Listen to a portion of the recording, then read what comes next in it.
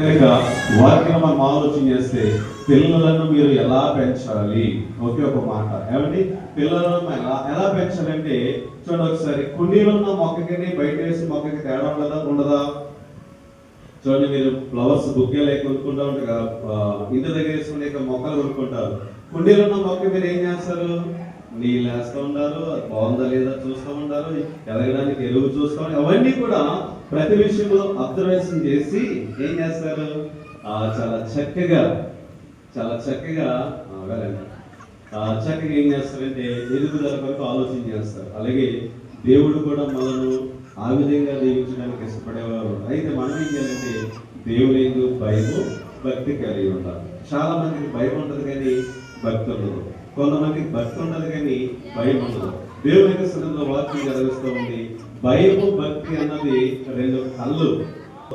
మనం చదువుకున్నాం, నిశ్చయముగా నీ చేతుల కష్టార్జితను అనుభవిస్తావు, నీవు ధన్యుడవు, నీ లోపల నీ భార్య ఫలించు, ద్రాక్షావళి వల్ల ఉంటది, నీ భోజనము బల్ల చుట్టూ నీ పిల్లలు ఒలీవ మొక్కల వల్ల ఉంటుందని వాక్యం ద్వారా దేవుడు సెలవిస్తూ. కానీ ఈ రోజున తల్లిదండ్రులైన వారు చాలా మందిగా మనం ఉన్నాం. అలాగే చిన్న బిడ్డలు ఉన్నారు, అలాగే పెద్దలు కూడా ఉన్నారు. వీళ్ళందరినీ కూడా దీవించాలంటే ఎవరి కృప కావాలంటే దేవుని కృప కావాలి. చూడండి, మనందరూ తెలుసు థామస్ ఆల్వా ఎడిసన్.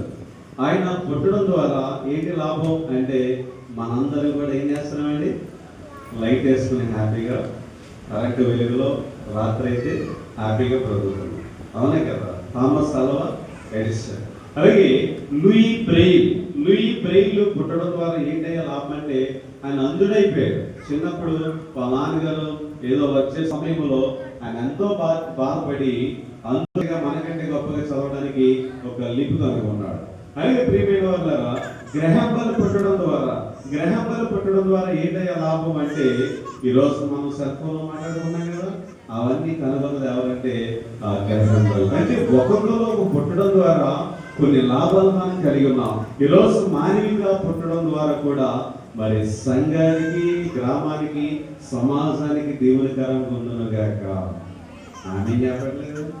మన మధ్యలో పోస్ట్ ఆఫీసర్ గారు ఉన్నారు, టీచర్ గారు ఉన్నారు, కాబట్టి ఇక్కడ వ్యవసాయదారులు ఉన్నారు, వ్యాపారస్తులు. ఏమవుతుంది? మేలవుతుంది. వారి కన్నా తల్లిదండ్రులు వాళ్ళని బట్టి సంతోషిస్తూ ఉన్నారు. ఈ రోజున యేసుక్రీస్తు ప్రభువు వారు కూడా ఈ లోకానికి మనం ప్రేమించి ఆదర్శ వలె దేవుడు ఆ బిడ్డను దీవించి ఆశీర్వదించి అన్ని విధాల సహాయం కలిగి నడిపించినట్లుగా మనం ఏం చేయాలంటే ప్రార్థన చేయాలి. కనుక 127 అధ్యాయంలో చివరిగా 3వ వాక్యాన్ని మనం ఆలోచన చేస్తే, కుమారులు యెహోవాను గురించి స్వాస్థ్యము గర్భఫలమైనచ్చు, ఆ బహుమానము దేవుని వరకే పెంచాలి. ఆ బహుమానము దేవుల్లోనే బహుగా దీవించాలి.